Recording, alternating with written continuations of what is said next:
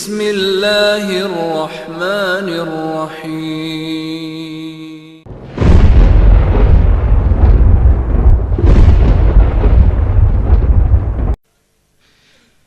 ایک شخص نے پوچھا کہ تم لوگ پیر کیوں بناتے ہو؟ کہاں سے ثابت ہے؟ یہ کس کتاب میں لکھا ہے؟ میں کہتا ہوں پیر کیوں بناتے ہم سے مت پوچھ، غوث پاک سے پوچھ، غریب نواز سے پوچھ۔ جب ان کو پیر کی ضرورت ہو تجھ جیسے پاکھنڈی کو کتنی ضرورت ہے؟ جب ان کو پیروں کی ضرورت، اتنے بڑے بڑے عالم اور فاضلوں کو پیروں کی ضرورت۔ اب سنیے پیر کہاں سے آئے؟ یہ تو حدیث سے ثابت ہے۔ رسول اللہ نے بیعت رضوان کے موقع پر بیعت لی صحابہ سے، صحابہ بیعت کرتے تھے رسول اللہ سے، یہ تو بیعت ثابت ہے، حدیث سے ہے۔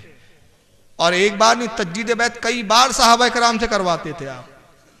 جب بھی کوئی واقعہ عظیم ہوتا تو صحابہ سے آپ فرماتے آؤ میرے ہاتھ پہ بیعت کرو۔ صحابہ صحابیات بیعت کرتی۔ بخاری میں موجود ہے کہ عورتیں آئی رسول اللہ کے پاس کہ یا رسول اللہ ہم بھی آپ سے بیعت کرنا چاہتی ہیں، اور ہم چاہتی ہیں کہ جس طرح ہمارے شوہر آپ کے ہاتھ میں ہاتھ دے کر بیعت کرتے ہم بھی آپ کے ہاتھ میں ہاتھ دے کے کریں۔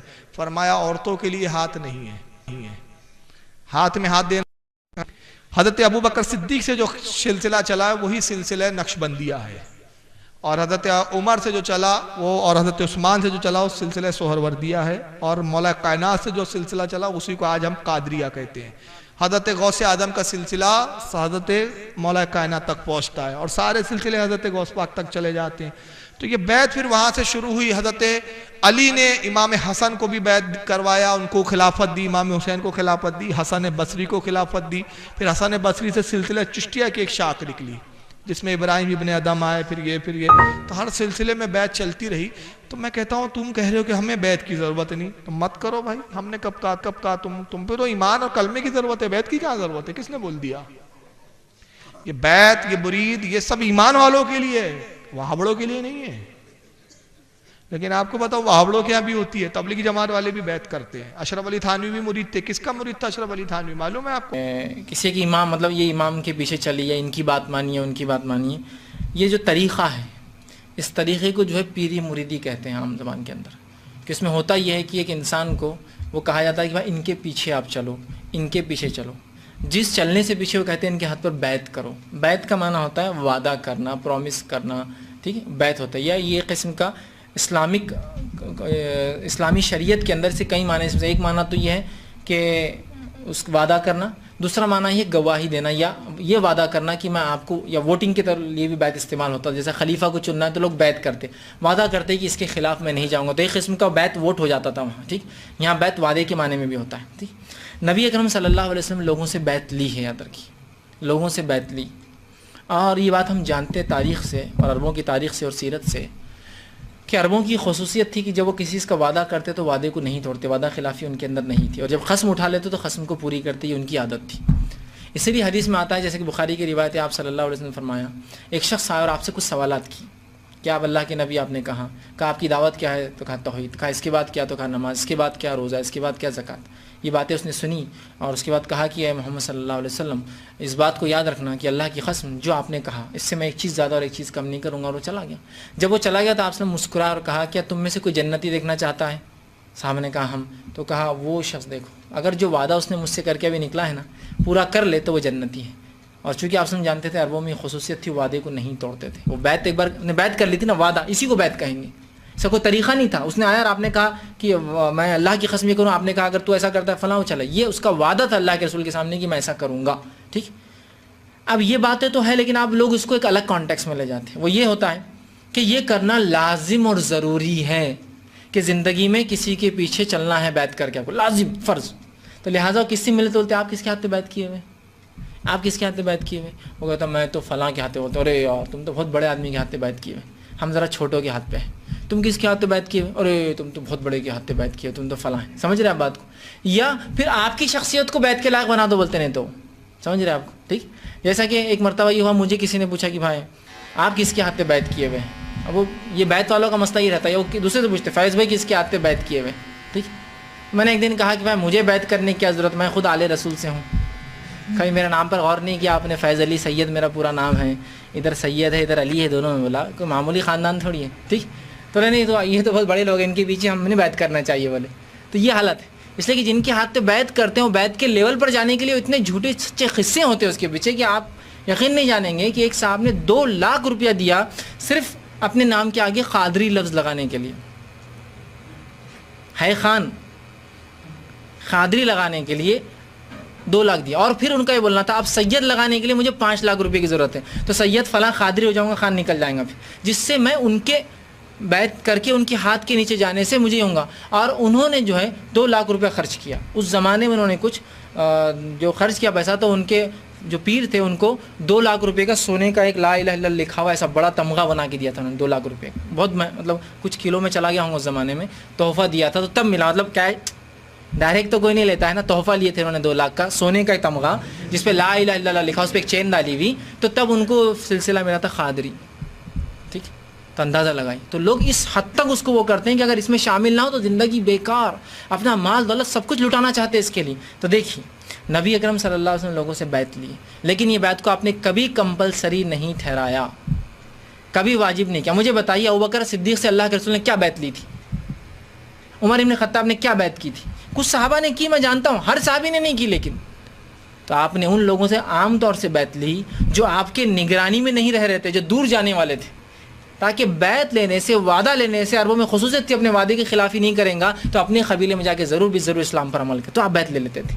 یا سیکنڈ, آپ نے بیعت تب لی جب آپ مدینے آئے, مدینے میں آ کر اسلامی خلافت قائم ہوئی. اسلامی خلافت قائم ہونے کے بعد جب کوئی قبیلے کا سردار آتا اور رسول اللہ پر بیعت کرتا تو ایک طرح سے اپنے اسلام کا اقرار کرتا, اور سیکنڈلی وہ آپ کو اپنا خلیفہ مانتا, اپنا لیڈر ماننے کی بیعت کرتا تھا.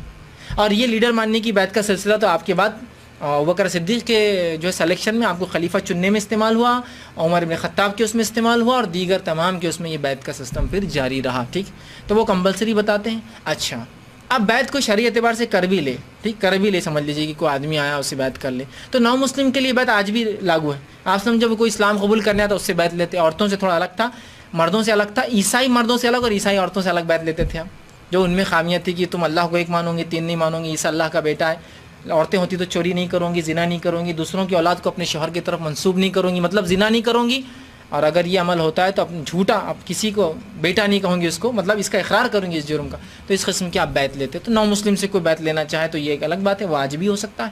لیکن ہمارے پاس جو آج کی بات ہے وہ یہ ہے کہ میں فلاں کے پیچھے چل لوں, پھر یہ میرے ذمہ دار, یہ میرے کارساز, یہ میری مشکل کشا, یہ میری حاجت روائی کر سکتے, یہ وسیلہ بن کے میرے ہر عمل کرا سکتے, اور ان کے عمل کے اوپر میرے عمل ڈیپینڈ ہے. یہ نیک ہے تو میرے عمل خود بخود برے اچھے ہو جائیں گے, اور یہ برے ہوگا تو میرے عمل اچھے ہی برے ہو جائیں گے. لہٰذا اگر میرا پیر اچھا ہے تو میں خود بخود پیچھے نکل جاؤں گا, میرا مرشد اگر اچھا ہے تو اس کے پیچھے میری بھی کامیابی ہے, اور میرا فقیر اگر اچھا ہے تو اس کے پیچھے اگر میں چلتا ہوں تو میں بھی کامیاب ہو جاؤں گا. جیسا کہ ٹرین کا انجن چلتا ہے تو ڈبے خود بخود پیچھے جو ہے چلے جاتے. مثالیں تو ایک سے ایک ہے بھائی, مثالوں کی تو کوئی کمی نہیں. ٹرین کا انجن گیا تو ڈبے بھی چلے جاتے ہیں. تو ایک صاحب مجھ سے یہ کہنے لگے کہ بولے ٹرین کا انجن جاتا ہے ڈبے بھی چلے جاتے ہیں, تو ویسا بولے ہم بھی چلائیں گے اور تم لوگوں کو الگ الگ جانا پڑے گا, بولے تم لوگ مشکل میں آ جائیں گے. میں نے کہا وہ ٹرین کا انجن اور جو ڈبے چلتے نا, وہ دونوں کے بیچ میں جو ہے نا ایک کڑی رہتی ہے نا, تو وہ کتاب و سنت کی اگر کڑی رہی تو آگے والا بھی کتاب و سنت کا پابند, پیچھے والا بھی کتاب و سنت کا پابند, اور وہ کڑی وہ کتاب و سنت ہے. وہ لگی تو چلتی نہیں, تو تمہاری ٹرین اسٹیشن پہ رہتی, انجن چلا جاتا اکیلا. تو یہ کیا مذاق ہے آپ کا؟ بولے ہم مثال کی طرف. میں نے کہا آپ کی مثال اتنی گھٹیا ہے کہ اس کو میں سمجھو اس کی سرجری کر رہا ہوں کہ مثال کے اوپر نچتا کہ بھائی دیکھو تم بول رہے کہ گاڑی گئی تو انجن گیا تو ڈبے جاتے, تو میں یہ کہہ رہا ہوں وہ انجن سے ڈبے لگے ہوئے نہیں ہیں تو کہاں سے جاتے پھر؟ اور انجن میں ڈیزل ہی سے نہیں ہو, وہ انجن بھی کھڑا ہوا ڈبے بھی کھڑے ہوئے, تو اب کیا کرتے؟ اب انجن بھی کھڑا ہوا ڈبے بھی کھڑے ہوئے, ابھی تو دونوں بھی نہیں جاتے, چونکہ انجن بھی کتاب و سنت میں, ڈبے بھی کتاب و سنت میں نہیں, دونوں وہیں رہ جائیں. تو نہیں یار بھلے تمہارے پیچھے لگے نا تم لوگ ایسے ہوتے ہیں. میں نے کہا آپ نے مثال دی, میں مثال پہ بات کر رہا ہوں آپ سے, اب کیا مثال دوں آپ کو؟ آپ نے انجن کی مثال دی, میں ٹرین انجن کی بات کر رہا ہوں. تو ہمارا یہ ماننا ہے اگر کتاب و سنت پر ہم رہے تو ہر انسان کے لیے ایک انجن آئیں گا اور اس کو لے جائیں گا, مطلب ہر مومن جو ہے سوار ہوں گا اور جنت میں جائیں گا. ہم کو کوئی ایک انجن کے پیچھے ڈبوں کے ساتھ جانے کی ضرورت نہیں ہے, انفرادی فردن ہم جائیں گے. اور یہ حدیث میں اور یہ قرآن میں آتا ہے ہر انسان رب کے سامنے اکیلا کھڑا ہوں گا. اکیلا ہوں گا مطلب ہر آدمی یا تو انجن ہوں گا یا تو ڈبہ ہوں گا, دونوں میں سے کوئی ایک ہوں گا. اکیلا ہی ہوں گا نا, یا تو انجن یا تو ڈبہ, ٹھیک ہے, دونوں میں سے کوئی. یہ وہ ہے کہ انجن تو ہمارے نبی انجن ہو گئے سمجھ لیجیے, ہم اس کے پیچھے ڈبے ہیں, یہ ہو سکتا, لیکن ان کے طریقے پہ ہونا. وہی تو میں کہہ رہا ہوں کہ آپ کا مرشد اگر اس طریقے پہ کتاب و سنت کے تو ٹھیک, ویل کوئی مسئلہ نہیں، آپ اس کے طریقے پہ کیوں، آپ خود کتاب و سنت پہ عمل کیجیے، آپ بھی چلیں، آپ بھی انجن ہے اور وہ بھی انجن ہے، سب اپنے اپنے ٹریک پہ اپنے اپنے طریقے سے جائیں گے، کیونکہ ہر آدمی اللہ کے پاس فردن کھڑا ہوگا، کہیں بھی لفظ نہیں ہے کہ ایک نبی آئیں گے اور پورا گروپ اس کے ساتھ آ کے کھڑا ہوں گا. ہاں مقام محشر میں سب کھڑے ہوں گے ایک ساتھ، محشر کے بعد تو انجن کو بھی الگ جانا ہے اور ڈبوں کو بھی الگ جانا ہے، مطلب ہر آدمی فردن آ رہا ہے، اس سے بات ہو رہی ہے، اللہ سے کلام ہو رہا ہے، سوال و جواب کے بعد آگے بڑھ رہا ہے. یہاں کیا تمہاری ٹرین اور کیا انجن کام آنے والا، یہ مثالی درست نہیں نا پھر. تو بہرحال ہر آدمی جائیں گا، تو لہٰذا وہ بیعت جو آج لی جا رہی ہے وہ غیر شرعی بیعت ہے، اس کا کوئی شرعی وجود نہیں ہے. اور جس عقیدے پر لی جاتی ہے، زندہ اور مردوں سے بھی لی جاتی ہے کہ ہم عبد القادر جیلانی کے جو ہے پیچھے جو ہے ہم وہ چلتے ہیں، ہم ان کے جو ہے ماننے والے ہیں اور وہ ہیں. اچھا ماننے والے ہونے کا مطلب بھی نہیں سمجھ میں آتا ان کو بہت سی بار. ماننے والے کا مطلب ہوتا ہے ان کے طریقے پہ چلنے والا، ان کے طریقے پر چلنے والا. ایک مرتبہ جو ہے میں ایک مقام پر درس قرآن لیا کرتا تھا، وہاں لوگوں نے بہت خلاف ورزی کی، اور ایک بار تو کیا کیا پینٹ میں بلیک کلر کا پینٹ اپنی مسجدوں کے باہر مارا اور وائٹ کلر پینٹ میں لکھا یہ رفع دین کرنے والے، یہ حرام کاری کرتے، یہ آمین بالجہر والے یہ حرام کاری کرتے، ان کو مسجدوں سے نکال دو، یہ زانی ہے، حضرت عمر کو گالیاں دیتے ہیں، پورا ایسے. اور پورے مسجدوں نے پلان کر کے وہ ایریے میں لگا دی. ٹھیک. اس کے بعد ہوا یوں کہ ایک آدھ مہینے کے اندر بمبئی سے ایک جماعت نہیں معاف کرنا قافلہ آیا. اب وہ قافلہ آیا، اس علاقے کے اندر رکا. جماعت اور قافلے کا فرق شاید آپ سمجھتے ہیں. ٹھیک. تو قافلہ آیا، جب قافلہ آیا وہاں رکا تو مجھے پتا چلا وہ قافلہ جو ہے عبد القادر جیلانی کی خاندان سے ہونے کا دعویٰ کرتا ہے. ان میں کچھ ایسے لوگ تھے جو ان کے خاندان سے دعویٰ کرتے ہونے کا. میں نے کہا ٹھیک ہے، بہت اچھا موقع مل گیا. میں نے ایک گزارش کی اور ایک تھوڑی دیر کا ٹائم مانگا کہ مجھے آپ لوگوں کے ساتھ ٹائم چاہیے کچھ. انہوں نے وہ ٹائم دیا. جب میں وہاں گیا ان سے ملنے تو وہ ایک درگاہ میں کھڑے تھے، اور درگاہ میں کھڑے کہ خوب برا اور بھلا بول رہے تھے. وہ جو ذمہ دار تھے جو عبد القادر جیلانی خاندان کے تھے، وہ کہہ رہے تھے کہ یہ جو غلے تم نے درگاہوں کے سامنے لگائے ہیں یہ تم بدنام کر اللہ کے ولیوں کو، یہ بھیک مانگنے تھوڑی آئے تھے اللہ کے ولی، تم ان کے نام پہ دھندا کر رہے ہو، چندہ کر رہے ہو، یہ کر رہے ہو. خوب چڑھ رہے تھے، مطلب ہٹاؤ بول رہے تھے، یہ سب چیزیں نہیں ہونا. یہ اللہ کے ولی تو دنیا چھوڑ کر آئے تھے اور تم نے پوری دنیا بسانے کے طریقے بنا لیے اس کے اوپر. چڑچڑ کر رہے تھے، مطلب وہ جینوین دکھ رہے تھے اپنے عقیدے میں، جو بھی ان کا عقیدہ تھا، لیکن وہ خالص تھے اپنی اس نیت. بہرحال اس کے بعد میں نے ملاقات کی. میں نے کہا آپ عبد القادر جیلانی خاندان سے، اور جب عبد القادر جیلانی خاندان کے ہوں گے تو مجھے پتہ ہے یہ شافعی ہوں گے. عبد القادر جیلانی رحمہ اللہ وہ حنفی نہیں تھے، شافعی تھے. تو مجھے پتا یہ شافعی ہوں گے ہی بندہ، تبھی عبد القادر جیلانی کے خاندان.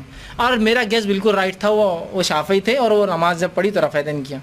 اس کے بعد میں نے ان کو مسجد سے باہر لایا. میں نے کہا شیخ آپ اتنے بڑے علاقے میں آئیں، ذرا چل کے کچھ مسجدوں کی زیارت کر لیں گے، وہاں درگاہیں بھی تھی. کہا چلی. جب لے گئے تو ایک مسجد صاحب میں نے کھڑا کر دیا ان کو، رفع دین کرنے والا آرام کام کر رہے. کہا شیخ کیا لکھا ہوا ہے دیکھیے، آمین بل جھرنے والا فلاں فلاں. جب انہوں نے شروع کیا وہاں ایک ایک متولی کو برا بھلا بولنا، سب کو جمع کی، سب ادھر آؤ، بڑی درگاہ والے، چھوٹی درگاہ والے، یہ وہ سب کیا ہے سالو تم یہ کر رہے. بولے عبد القادر جیلانی کو گالیاں دے، پیرانے پیر کو جس کے پیچھے تم جنت میں جانے والے وہ رفع دین کرتے تھے اور تم ان کو گالیاں دے رہے. تو سب توبہ غلطی ہو گئی جلدی. اور اسی دن پینٹ پورا واپس پینٹ پورا ڈھال کے. بولے نہیں بہت بڑی غلطی ہوگی، اللہ معاف کرے. ان کو خود نہیں معلوم کہ عبد القادر جیلانی جو ہے وہ شافعی تھے، حنفی نہیں تھے مسلکن.